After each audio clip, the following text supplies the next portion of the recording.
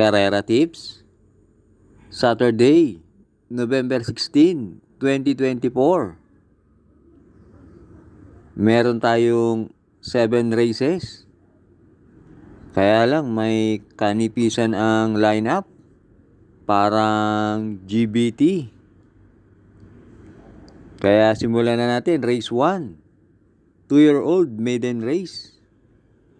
Distance 1,400 meters na merong 4 entries. Start ito ng winner take all. Races 1 to 7. 3 PM nga pala ang simula ng karera.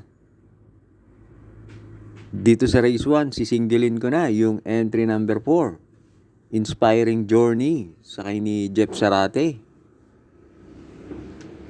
Yan si Inspiring Journey. Last run, gumawa ng 131.5 sa 1.4. At medyo mabigat ang nalabanan niya noon, si El Haleo.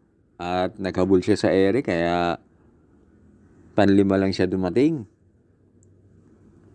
Pero dito, tingin ko magaan ang laban niya. Kaya dito sa race 1, solo. 4, Inspiring Journey.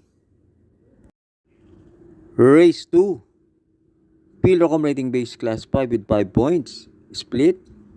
Distance, 1,400 meters. Na merong 6 entries. Start ito ng pick 6, races 2 to 7. Dito sa race 2, sisingilin ko na yung entry number 1. Double Strike, sakay ni Joel Ciego.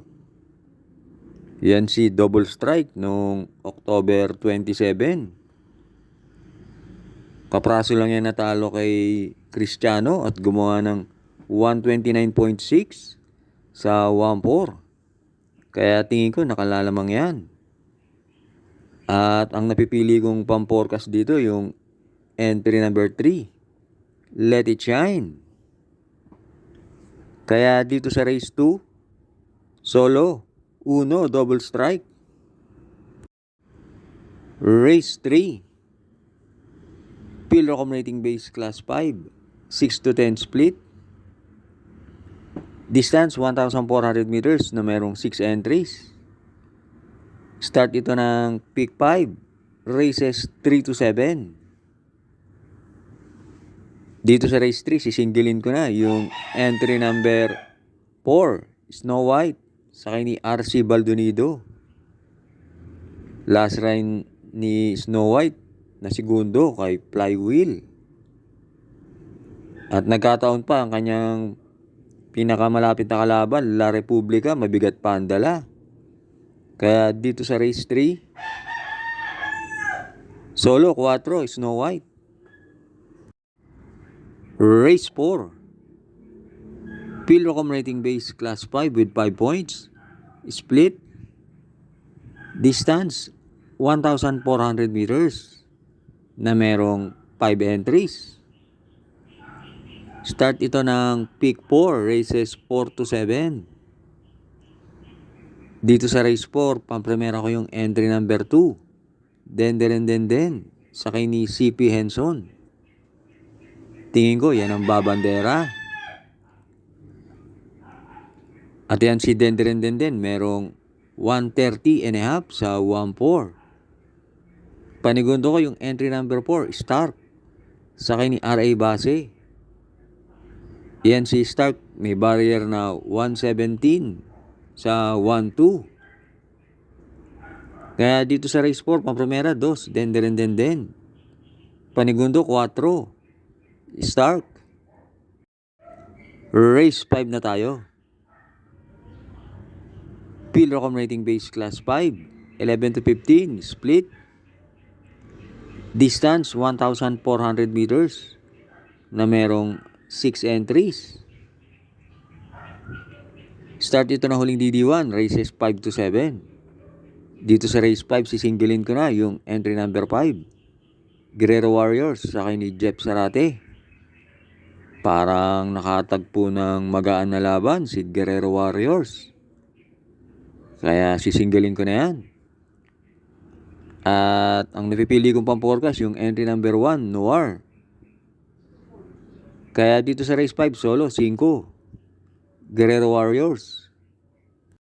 Binabati ko nga pala ang ating mga members na sina Sir Jonathan Africa at Sir Mante Buwan. Last double na tayo, race 6. Pilrocom rating base class 5, 11 to 15, split.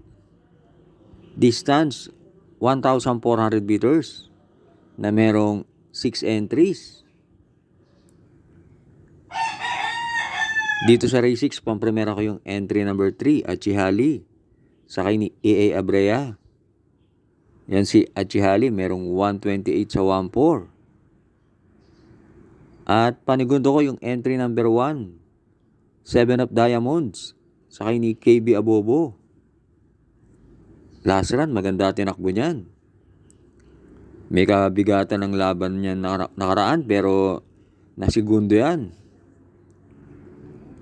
At pantersero ko yung entry number 4, Doña Chichay. Sakay ni LF Desus. Lately, hindi maganda pinapakita niya ni Doña Chichay. Pero sa karerang to, tingin ko makakasolo area yan. Kaya sa tingin ko may panalo yan. Kaya dito sa race 6, pampremera, 3, Achihali. Panigundo, 1, 7 of Diamonds. Pantersero, 4, Doña Chichay.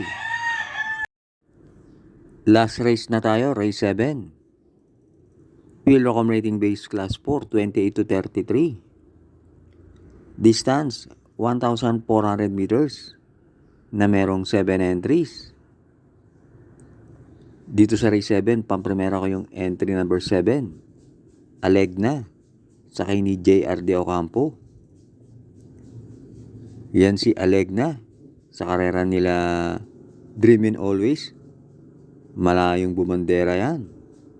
At sa tingin ko, kung marirendahan lang yan na maayos ni JR De Ocampo, malaki panalo niyan. At panigundo ko yung entry number 2, Shanghai Silk. Sakay ni CL Advincula. Yan si Shanghai Silk, merong 126.5 sa 1-4. At pantersero ko yung entry number 4, Krugerrand. Sakay ni JM Storke. Diremate yan si Krugerrand. At lately, magaganda na rin ng tinatakbo niyan. Kaya dito sa race 7, pampremera 7, Alegna. Panigundo 2, Shanghai Silk. Pantersero 4, Krugerrand. Maraming salamat sa inyong pagsubaybay. Good luck sa atin ngayong Saturday.